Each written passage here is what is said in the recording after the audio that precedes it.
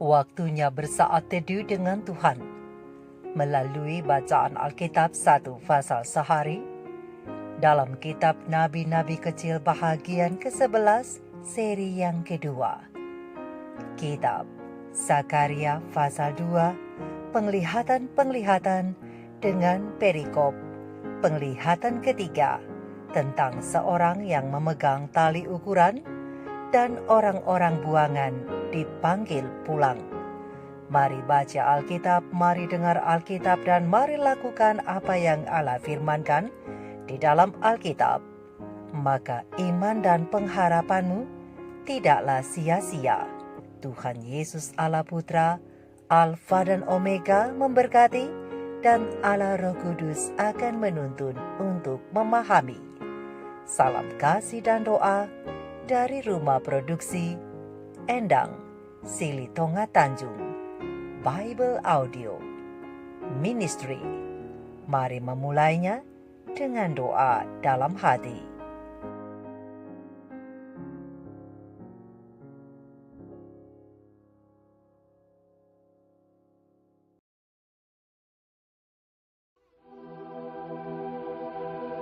Aku melayangkan mataku dan melihat, tampak seorang yang memegang tali pengukur. Lalu aku bertanya, "Kemanakah engkau ini pergi?"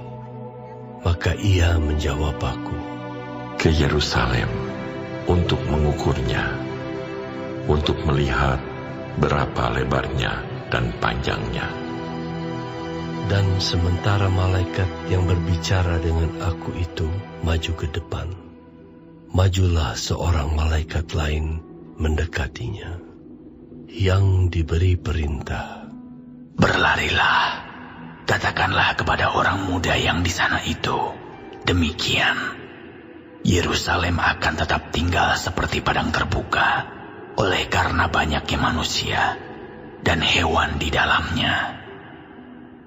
Dan aku sendiri, demikianlah firman Tuhan, akan menjadi tembok berapi baginya di sekelilingnya, dan aku akan menjadi kemuliaan di dalamnya." Ayo, ayo, larilah dari tanah utara. Demikianlah firman Tuhan. Sebab ke arah keempat mata angin aku telah menyerahkan kamu. Demikianlah firman Tuhan. Ayo, luputkanlah dirimu ke Sion, hai penduduk Babel. Sebab beginilah firman Tuhan semesta alam, yang dalam kemuliaannya telah mengutus aku, mengenai bangsa-bangsa yang telah menjarah kamu. Sebab siapa yang menjamah kamu, berarti menjamah biji matanya. Sesungguhnya aku akan menggerakkan tanganku terhadap mereka, dan mereka akan menjadi jarahan bagi orang-orang yang tadinya takluk kepada mereka. Maka kamu akan mengetahui bahwa Tuhan semesta alam yang mengutus aku. Bersorak-sorailah dan bersukarialah, hai putri Sion, sebab sesungguhnya aku datang dan diam di tengah-tengahmu. Demikianlah firman Tuhan. Dan banyak bangsa akan menggabungkan diri kepada Tuhan pada waktu itu, dan akan menjadi umatku, dan aku akan diam di tengah-tengahmu. Maka engkau akan mengetahui bahwa Tuhan semesta alam yang mengutus aku kepadamu. Dan Tuhan akan mengambil Yehuda sebagai miliknya di tanah yang kudus, dan ia akan memilih Yerusalem pula. Berdiam dirilah, hai segala makhluk, di hadapan Tuhan, sebab ia telah bangkit dari tempat kediamannya yang kudus.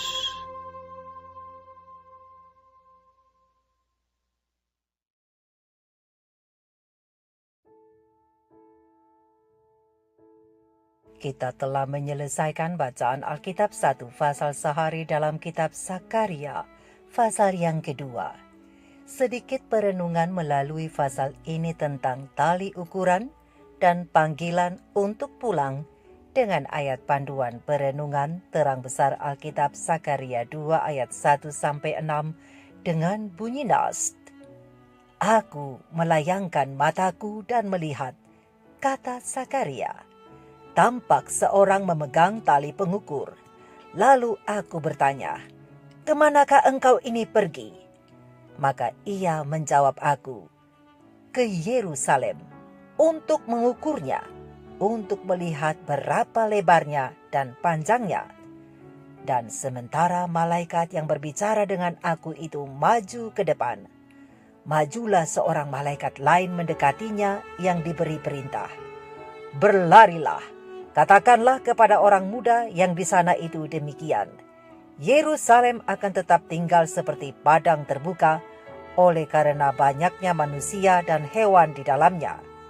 Dan aku sendiri, demikianlah firman Tuhan, akan menjadi tembok berapi baginya di sekelilingnya, dan aku akan menjadi kemuliaan di dalamnya. Ayo, ayo, larilah dari tanah utara, demikianlah firman Tuhan. Sebab ke arah keempat mata angin aku telah menyerahkan kamu. Demikianlah firman Tuhan. Sahabat-sahabat firman, sahabat-sahabat surgawi yang dikasihi oleh Tuhan di mana saja Anda berada.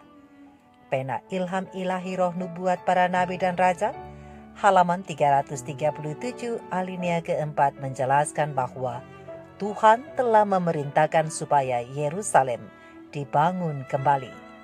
Ilham tentang pengukuran kota itu adalah suatu kepastian bahwa Allah akan memberi penghiburan dan kekuatan kepada umatnya yang berada dalam kesusahan dan menggenapkan kepada mereka janji-janji perjanjiannya yang kekal. Tuhan memaklumkan bahwa pemeliharaan dan penjagaannya akan sama seperti tembok api di sekeliling mereka, dan dengan perantaraan mereka, kemuliaannya akan dinyatakan kepada segala anak-anak manusia, sehingga apa yang ia sedang laksanakan bagi umatnya itu akan diketahui di seluruh bumi. Selain itu, sahabat-sahabatku, sahabat-sahabat firman, dalam penglihatan Sakaria pada pasal yang kedua ini, Tuhan juga memberikan jaminan bahwa rencananya bagi Yerusalem untuk menjadi pusat terbesar dari pekerjaan penebusannya bagi dunia akan digenapi. Oleh sebab itu, 70 minggu atau 70 tahun nubuatan diberikan kepada orang Yahudi dan Yerusalem untuk memenuhi tujuan Allah. Lihat Daniel 9 ayat 24. Dan itu baru saja dimulai saat itu. Untuk itu, Nabi Sakaria menyerukan panggilan Tuhan kepada umat-umatnya yang telah diserahkannya ke Babel untuk kembali pulang ke Yerusalem. Lihat Sakaria 2 ayat 6 dan 7. Tetapi mengapa harus dalam bentuk 70 tahun nubuatan? Ya, karena itu merupakan lambang 70 tahun lamanya orang Yehuda hidup dalam pembuangan di Babel, karena ketidaksetiaan mereka kepada Tuhan. Oleh karena itu, Tuhan membiarkan mereka hidup di negeri asing itu, dan mereka berada jauh dari tanah pusaka dan bait Allah, tempat mereka berbakti kepadanya. Tetapi setelah masa itu digenapi, atau setelah masa itu lewat, maka mereka pun akhirnya menerima pembebasan ataupun kelepasan. Raja Kores menitahkan supaya mereka kembali ke Yehuda dan membangun kembali bait Allah. Lalu orang-orang Yehuda itu pun kembali ke tanah asalnya. Mereka dikumpulkan dari segenap penjuru Babel di mana mereka diserahkan untuk berjalan pulang ke Yerusalem. Akhirnya mereka pun menyatu lagi di tanah pusaka itu. dan kembali memulai pembangunan rumah Tuhan. Walaupun sempat ada rintangan dan akhirnya terhenti, tapi melalui Raja Darius Histapes, pembangunan itu dapat dilanjutkan kembali. Kalau dipikir-pikir, siapakah sebenarnya aktor utama di balik kepulangan orang-orang Yehuda itu ke Yerusalem? Apakah Raja Kores sebagai superhero-nya? Jangan salah, sebab hanya Tuhan saja yang dapat menggerakkan hati raja itu agar memerintahkan orang-orang Yehuda itu untuk pulang. Demikian juga dengan Darius dalam memberikan izin pembangunan rumah Tuhan itu. Jadi sebenarnya yang superhero-nya adalah Tuhan Allah sendiri, karena dialah yang memulangkan mereka dan Tuhan jugalah yang melapangkan pembangunan tempat kediamannya di mana umat-umatnya boleh datang berbakti kepadanya. Tetapi pada waktu itu ternyata masih ada sisa-sisa Yehuda yang masih memilih tetap tinggal di Babel. Itulah sebabnya mengapa Nabi Zakaria atas perintah Tuhan memanggil sisa bangsa itu untuk pulang. Mereka disuruh pergi dari tanah utara dan dituntun kembali ke Yerusalem atau ke Sion. Lihat ayat yang ke-6 dan ayat yang ke-7 Zakaria pasal 2. Dengan janji bahwa Tuhan akan berdiam di tengah-tengah mereka berdasarkan ayat yang ke-10. Ditambah lagi, mereka juga akan digabungkan dengan berbagai bangsa, karena bangsa-bangsa itu juga akan datang menjadi umat Tuhan. Lihat ayat yang ke-11. Yehuda akan dijadikan miliknya, begitu juga Yerusalem. Itulah sebabnya Nabi Zakaria menyerukan supaya setiap makhluk berdiam diri di hadapan Tuhan. Lihat ayat yang ke-13. Sahabat-sahabat firman, sahabat-sahabat surgawi, pelajaran apakah yang dapat diambil dari pasal yang kedua kitab Zakaria ini? Pelajaran yang dapat kita ambil melalui pasal ini adalah panggilan Tuhan untuk pulang. Panggilan Tuhan yang memanggil umat-umatnya untuk pulang ke Yerusalem adalah seruan untuk kita juga di zaman akhir ini. Tapi sudah barang tentu bukan pulang ke Yerusalem duniawi, namun pulang ke Yerusalem surgawi. Oleh sebab itu jangan kita mengabaikan kata-kata Kristus yang diucapkan melalui pasal ini, yaitu ayo, ayo, larilah dari tanah utara. Demikianlah firman Tuhan. Sebab ke arah keempat mata angin aku telah menyerahkan kamu. Demikianlah firman Tuhan. Ayo, luputkanlah dirimu ke Sion, hai penduduk Babel. Sahabat-sahabat firman, sahabat-sahabat surgawi, Sion juga merupakan lambang dari Kristus. Jadi kita diajak untuk datang kepadanya agar terlindung dari mara bahaya akhir zaman. Semua yang berlindung kepadanya akan dijaga seperti biji mata Tuhan sendiri. Seperti kata firman-Nya, sebab siapa yang menjama kamu berarti menjama biji matanya. Zakaria 2 ayat 8b. Dan dalam penjagaannya, Tuhan akan menjadi seperti tembok berapi yang mengelilingi kita. Lihat Zakaria 2 ayat 5. Sahabat-sahabat firman, sahabat-sahabatku, sahabat-sahabat surgawi, Tuhan telah menempatkan kita umat-umatnya pada posisi yang sangat istimewa, yaitu sebagai biji matanya. Hanya masalahnya, kitalah yang kurang menyadari akan hal ini. Kita kurang mengerti bahwa Allah telah memberikan kedudukan yang spesial kepada kita, yaitu diumpamakan sebagai biji mata Allah. Kita tahu bukan bahwa mata adalah bagian tubuh yang sangat penting sekaligus peka. Misalnya saja kalau mata kita kelilipan, meskipun yang masuk ke dalam mata adalah benda yang paling kecil, tetapi mata kita akan segera merasakannya dan setelah itu menimbulkan air mata. Sangat sensitif bukan? Demikianlah dengan Tuhan kepada kita. Untuk itu coba kita pikirkan dan renungkan kebenaran ini. Kalau Tuhan berkata bahwa umatnya adalah biji matanya, maka itu menandakan bahwa Tuhan sangat menyayangi kita. Ia akan memperhatikan kita, Ia akan menjaga kita, melindungi dan merawat kita seperti seorang menjaga matanya sendiri. Oleh karena itu, seperti Yehuda, tanggaplah pada panggilan Tuhan untuk datang pulang kepadanya dan berlindunglah kepadanya, karena akhir sejarah dunia akan segera ditutup.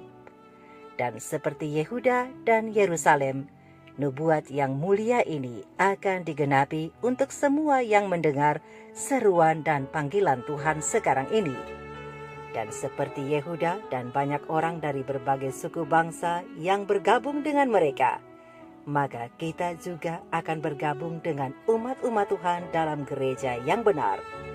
Kemudian kita semuanya akan dikumpulkan untuk dibawa pulang ke Yerusalem baru milik Allah. Dan Allah akan datang dan diam di tengah-tengah kita. Demikianlah firman Tuhan berdasarkan Sakaria 2 ayat 10 dan ayat yang ke-11.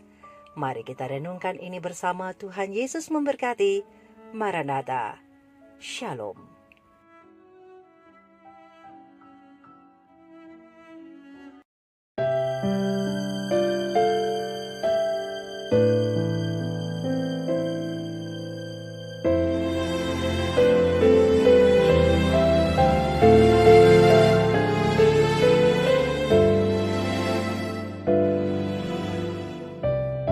Kasih setiamu yang ku rasakan lebih tinggi dari langit biru. Kebaikanmu yang telah kau nyatakan lebih dalam dari lautan. Berkat-Mu yang telah ku terima sempat membuatku terpesona. Apa yang tak pernah ku pikirkan, itu yang kau sediakan bagiku. Siapakah aku ini, Tuhan? Jadi biji mata-Mu. Dengan apakah ku balas Tuhan selain puji dan sembahkan?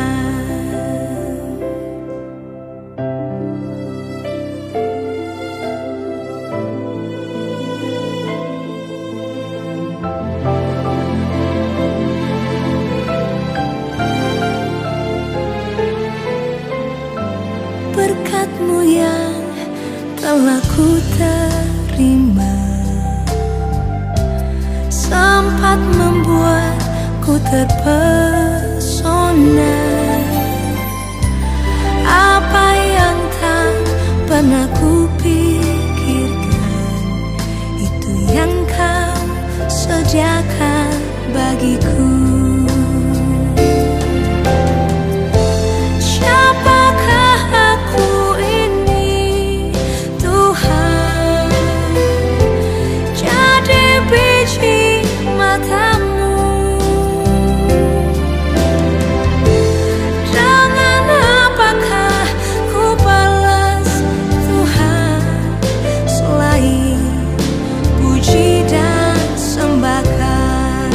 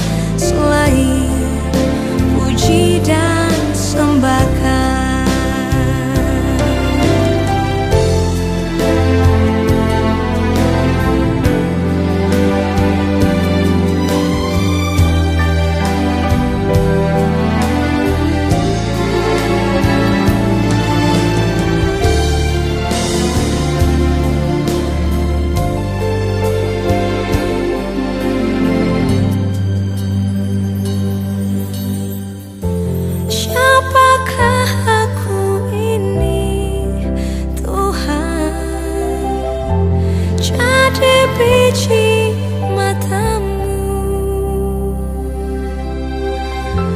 Dengan apakah ku balas Tuhan selain puji dan sembahkan?